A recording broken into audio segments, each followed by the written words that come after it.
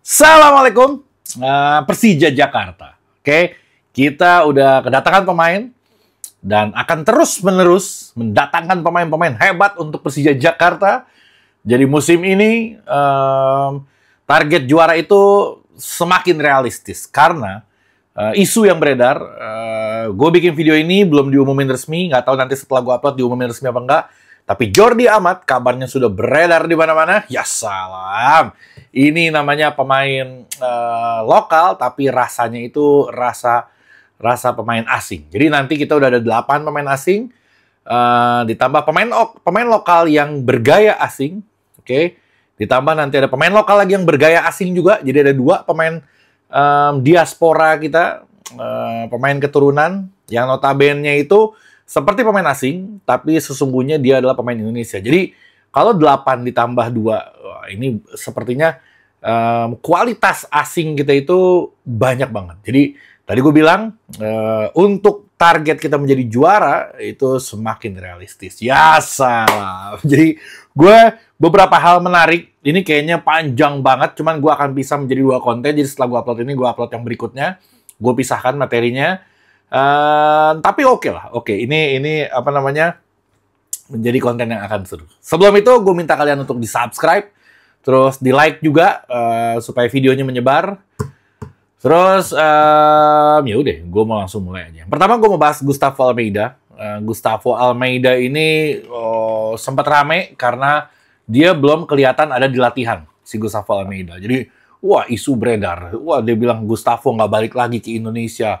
Gustavo katanya kapok main di Persija karena takut nunggak. Ya salam. Ini pemain yang datang ini pemain-pemain mahal nih. Jadi, jangan lagi bicara masalah keuangan sama Persija. Karena kita udah sehat keuangannya, alhamdulillah. Nanti juga musim depan main di JIS full. Semoga kalian Jackmania juga memenuhi stadion supaya keuangan Persija semakin baik lagi. Ketika keuangan semakin baik, ya tandanya kualitas timnya itu akan terangkat. Jadi bagus apa enggaknya si tim itu tergantung dari kita juga, dari Jackmania juga. Oke. Terus akhirnya sampailah dikonfirmasi sama si Gustavo Almeida. Dia bikin story untuk menjawab semua isu yang beredar gitu. Karena kenceng banget isunya kalau Gustavo kapok main di Persija, Gustavo di Brazil dapat klub nggak mau balik lagi, terus Gustavo ditawar sama klub lain yang lebih menggiurkan apa segala macam. Ini udah biarin lah. Namanya orang yang udah ada iri dengki, ya pasti mereka akan terus iri dengki gitu.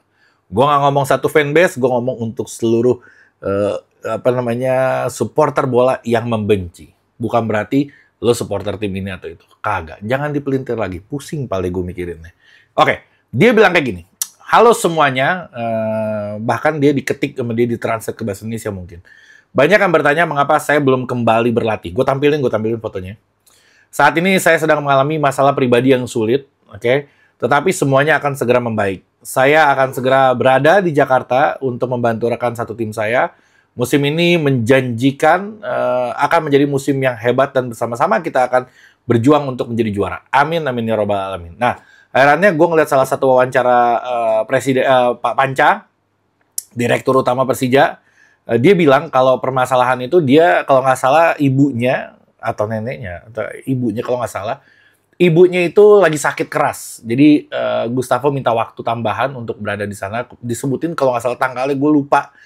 Kisaran antara sekarang tanggal berapa ya tanggal 15 atau 16 Juli dia akan datang si Gustavo Almeida. Dan mudah-mudahan kita doain supaya sembuh juga ibunya. Jadi nanti ketika dia main di Persija, dia nggak ada pikiran yang lain, dia nggak ada stres atau dia nggak ada bad mood yang bikin performa dia jadi jelek. Jadi yang terbaik untuk striker andalan kita Gustavo Almeida. Oke, terus yang itu si siapa namanya?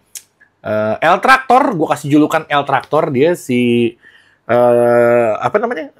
Sousa juga best apa namanya itu lupa gue ya dialah si El Traktor ini, gue tampilin fotonya. Dia udah diresmiin sama Persija, udah di launching, udah diumumin juga, udah diposting juga.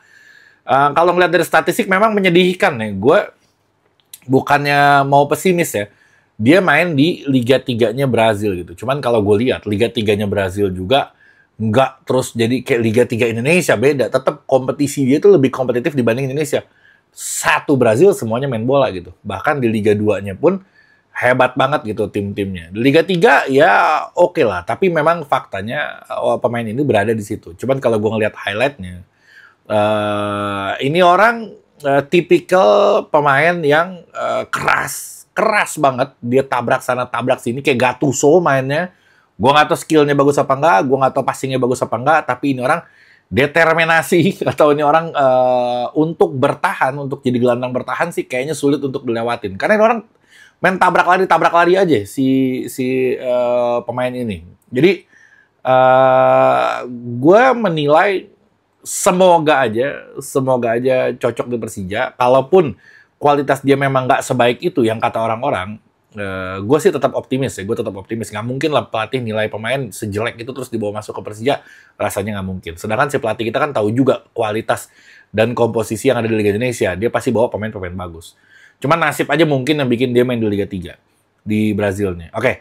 Nah, kalau buat main di Liga Indonesia, gue rasa cocok. Terus kalau misalkan pun dia jadi cadangan untuk Hanif Syahbandi, ya dia bisa menjadi energi tambahan di babak kedua khusus untuk bertahan gitu. Karena gue nggak ngelihat dia cukup baik di highlight untuk menyerang ya. Gue ngelihat di bertahannya sih memang gokil nih orang. Jadi si El Traktor ini siap mengupas semua serangan-serangan dari lawan.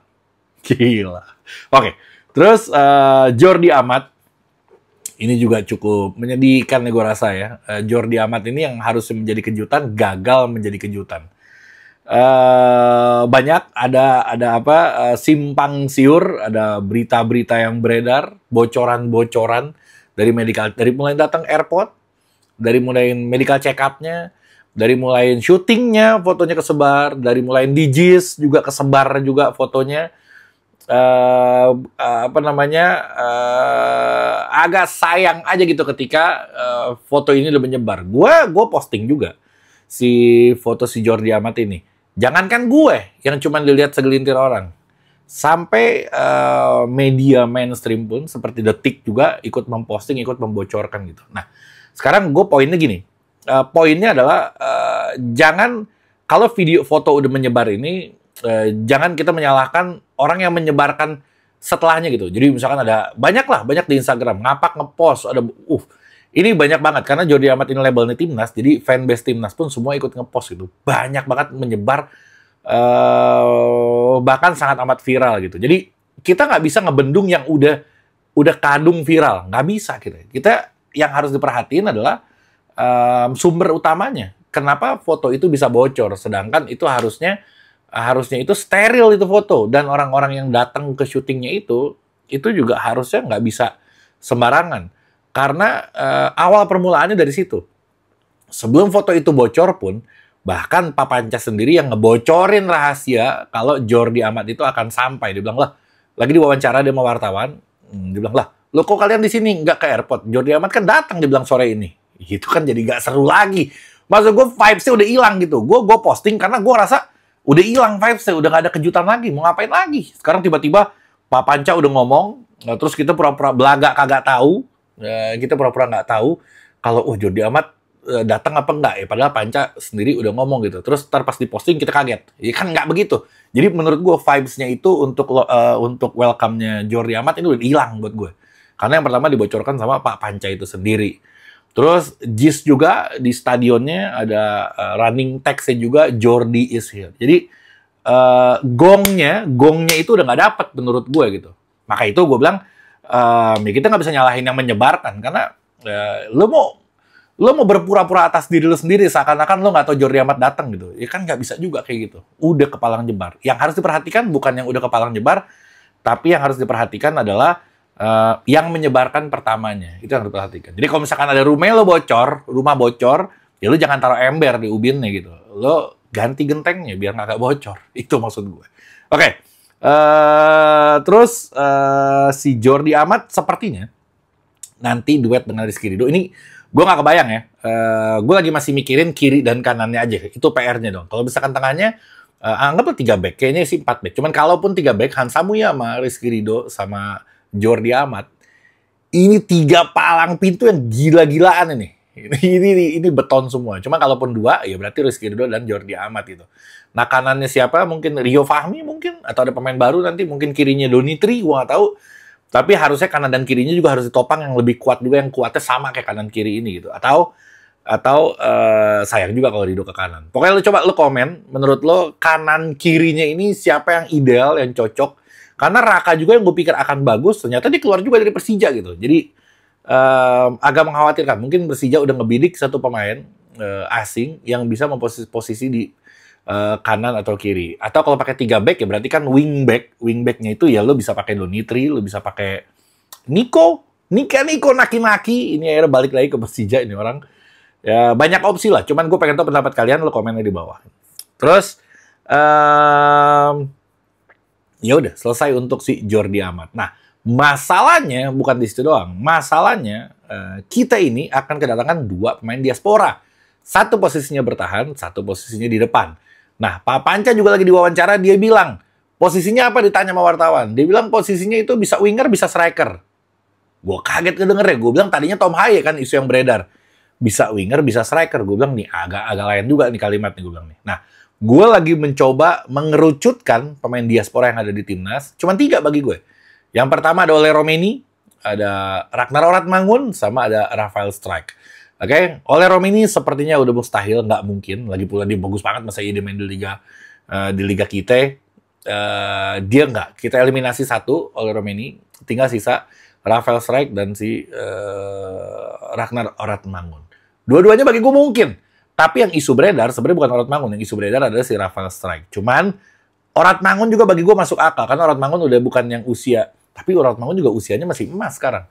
Cuman si Rafael Strijk ini sayang, dia masih bocil yang harus berkembang. Kalau dia main ke Indonesia, gue juga menyayangkan. Walaupun kita butuh dia untuk menambah kualitas squad kita, tapi gue menyayangkan aja kalau Rafael Strijk harus main di Liga Indonesia. Kalau Ragnar Oratmangun ya dia oke lah main di Liga Indonesia, nggak apa-apa juga gitu. Karena kan masa-masa berkembangnya dia itu udah selesai untuk si Oratmangun. Dia udah sekarang usia matang ya. Ya terserah dia mau milih klub apa aja. Cuman kalau Rafael Strijk, ini anak bisa lebih hebat daripada sekarang. Cuman kalau dia dipupuknya di Liga Indonesia, ya ampun deh gue nggak bakal jadi apa-apa juga. Agak repot gitu. Bukan gue meremehkan Liga Indonesia. Bukan gue nggak meremehkan. Walaupun remeh. Walaupun remeh liganya. Cuman ya, jangan, sayang aja. Itu aset bangsa dia. Terus kalaupun si Rafael Strijk, ini dia posisinya itu akan benturan dengan Rio Matsumura, dengan Witan Sulaiman, atau dia dipasang jadi striker duet sama Gustavo. Tapi nggak ini ya, si Strijk itu nggak kenceng gitu. Gue sih kalau misalkan dikasih milih, misalkan nih Pak Panca nanya, Lan, terserah lo deh. Kalau menurut lo itu yang bakal gue beli, misalkan dia ngomong kayak gitu. Oke, pilihannya Rafael Strijk sama Oratmangun. Gue Oratmangun kalau gue. Misalkan gue menjadi penentu, cuman kan enggak juga. Tapi kalau misalkan gue menjadi penentu, kayaknya sih Ragnar Oratmangun lebih bagus dibanding Rafael Strijk. Menurut Ilan Alkatiri. Ya salam. Udah, ntar gue sambung di video berikutnya. Ada tentang sponsor, ada tentang kerjasama dengan MRT, terus ada sponsor baru. Jadi ada sponsor baru, ditaruhnya di dada paling depan, dan keren banget, estetik lagi lambangnya. Nanti gue akan di konten berikutnya, terus ada launching tim juga. Kita ada beberapa hal lah nanti di launching itu. Oke? Jadi di subscribe, nanti tungguin video gue yang berikutnya. Gue gak akan lama-lama uploadnya. Ya gue beresin video yang ini dulu deh. Oke? Sekian dari gue. Assalamualaikum warahmatullahi wabarakatuh.